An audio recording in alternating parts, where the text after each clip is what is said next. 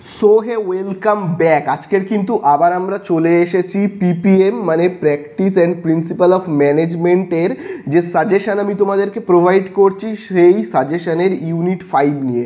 আজকের কিন্তু আমরা করব ইউনিট 5 এবং এটাই কিন্তু হলো লাস্ট ইউনিট, সাজেশানের লাস্ট ভিডিও। আর আগের ভিডিও অর্থাৎ ইউনিট 1, 2, 3, 4 সেই সমস্ত চ্যাপ্টারের সাজেশান তোমরা যদি না পেয়ে থাকো ডিসক্রিপশানের দেওয়া লিঙ্ক বা উপরে আই বাটনে ক্লিক করো, সেখানে কিন্তু আমি পুরো সাজেশানের প্লেলিস্ট কিন্তু ধরে ধরে দিয়ে দিয়েছি, সেইখান থেকে কিন্তু অবশ্যই তোমরা দেখে নাও। তাহলে আজকের কিন্তু আমরা করব সাজেশানের লাস্ট পার্ট, এবং লাস্ট পার্টের যে সাজেশান সেটা কিন্তু চ্যাপ্টার ওয়াইজ 3টে ভাগে ভাগ করা রয়েছে। কি কি সেই ভাগ তোমরা দেখো। পিপিএম এর যে লাস্ট পার্ট, তার যে লাস্ট চ্যাপ্টারের যে ভাগ, সেই 3টে ভাগের মধ্যে প্রথম ভাগ কি, মোটিভেশন মানে অনুপ্রাণিতকরণ, ঠিক আছে। সেকেন্ড যে দ্বিতীয় যে ভাগ, সেই ভাগের নাম কি, সমন্বয় বা কোঅর্ডিনেশন, ঠিক আছে, সমন্বয় বা কোঅর্ডিনেশন। তারপরে লাস্ট যে ভাগ, সেই ভাগের নাম কি, সেই ভাগের নাম হলো কিন্তু নিয়ন্ত্রণ বা কন্ট্রোল। তো দেখো আমি প্রথম থেকে একটা একটা করে আমি বলছি সাজেশনের। তো দেখো প্রথম থেকে আমি একটা একটা করে স্টার্ট করছি। প্রথম প্রশ্ন, সংক্ষিপ্ত প্রশ্নের উত্তর যেগুলো রয়েছে সেগুলো কিন্তু তোমরা 2 লাইন থেকে 3 লাইন, এর বেশি কিন্তু তোমরা একদমই করবে না, ঠিক আছে। তো দেখো প্রথমেই দেখো কি লেখা রয়েছে, কারবারি অনুপ্রাণিতকরণ কাকে বলে, ডেফিনেশন অফ মোটিভেশন। তারপরে দেখবে 2 নম্বরে কি দেওয়া রয়েছে, দেওয়া রয়েছে কিন্তু অনুপ্রেরণা সৃষ্টির প্রক্রিয়া ও ধাপগুলি উল্লেখ করো, প্রসেস অফ মোটিভেশন, ঠিক আছে। 3 নম্বরে দেখবে দেওয়া রয়েছে ব্যবস্থাপনায় অনুপ্রেরণার গুরুত্ব উল্লেখ করো, importance of motivation in management, ঠিক আছে। দেখো এরপরে আমরা চলে যাব কি রচনাধর্মী প্রশ্নের উত্তরগুলোতে। তো দেখো এবারে আমরা যে রচনাধর্মী প্রশ্নগুলোতে যাব, এগুলো কিন্তু প্রচণ্ড ইম্পর্টেন্ট, খুব ভালো করে দেখবে। বলে দিয়েছে দেখবে, হার্জবার্গের অনুপ্রেরণা সংক্রান্ত উপাদান তত্ত্বটি লেখো, হার্জবার্গস 2 ফ্যাক্টর থিওরি, প্রচণ্ড ইম্পর্টেন্ট, ভেরি ভেরি ইম্পর্টেন্ট, কিন্তু তোমরা লিখে রাখবে, ঠিক আছে। এরপরে দেখো রয়েছে 2 নম্বরে ম্যাকগ্রেগরের এক্স তত্ত্ব ও ওয়াই তত্ত্বের মধ্যে পার্থক্য লেখো, difference between McGregor's X theory and Y theory, প্রচণ্ড ইম্পর্টেন্ট, ভেরি ভেরি ইম্পর্টেন্ট, এটাকেও কিন্তু আমি স্টার মার্কিং করে রাখছি, ঠিক আছে। তারপরে দেখো কি বলে দিয়েছে 3 নম্বরে দেখবে দেওয়া রয়েছে ম্যাসলো এর অনুপ্রাণিতকরণের তত্ত্বটি সমালোচনা সহ লেখো, criticism of Maslow's need hierarchy theory.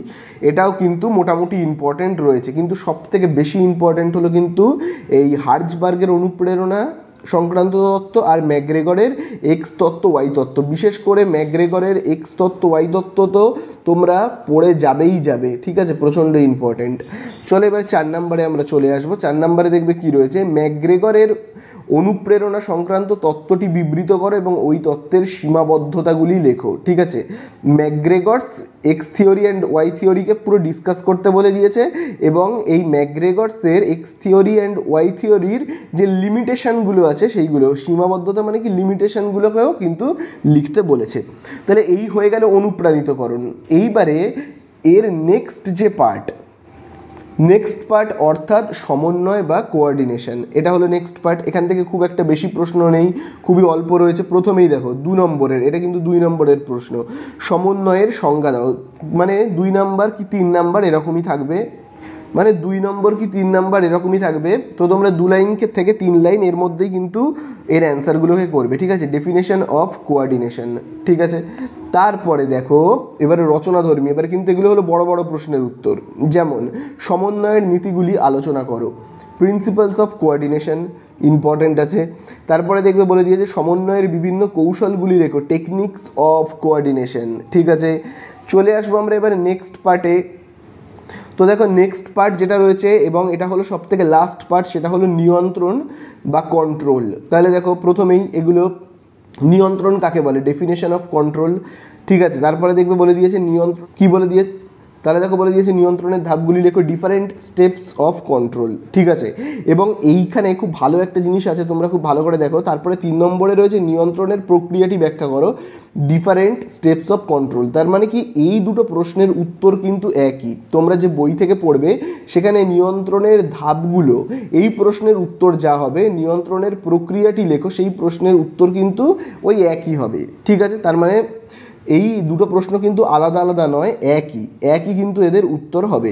4 নম্বরে দেখো কি বলে দিয়েছে, পরিকল্পনা, সংগঠন ও নিয়ন্ত্রণের মধ্যে পার্থক্য লেখো, difference between planning, organization and control. এবং লাস্ট প্রশ্ন সেটা হলো একটি নিয়ন্ত্রণ ব্যবস্থার হাতিয়ার ও কৌশলগুলি বর্ণনা করো। তাহলে এই হয়ে গেল আমাদের শেষ ইউনিট 5-এর 3টে পার্ট কিন্তু আমরা পুরো করিয়ে দিলাম এবং পিপিএম এর পুরো সাজেশন কমপ্লিট হয়ে গেল। তো চলে যাব আমরা এবারে নেক্সট ভিডিওতে।